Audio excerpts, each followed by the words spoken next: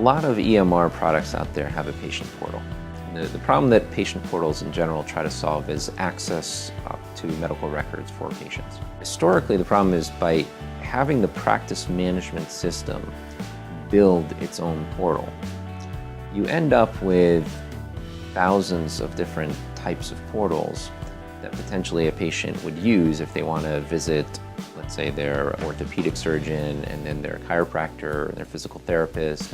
All those systems are going to have their own portal. And so for me as a patient to go to 4 different types of clinics and try to download 4 different types of mobile apps or go on the websites, 4 different types of software, it becomes a nightmare to manage.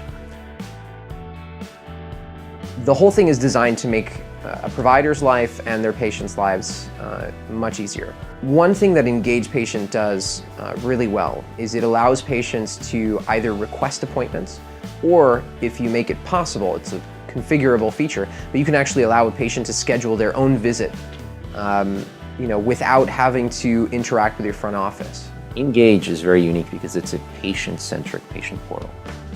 It's a single service that connects to the different EMRs, like Veripal, for example, that allows the patient to completely control their own access to their records, their bill payment, their appointment scheduling. Everything is done through one app. And it also allows patients to pay their bills online, manage their own records online. It just creates this wonderful ability for both providers and patients to engage together better and give patients more of a clear view into what's going on with their care.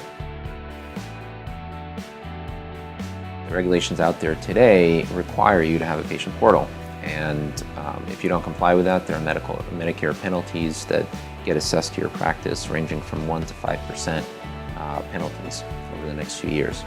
And the second thing is convenience. If you want to be competitive in today's marketplace, you have to be convenient to your patients. And if your patients are calling in for the appointments or bothering your staff for their records all the time, that's a big drag not just on the patients but also on your staff. So it's really inefficient for everybody.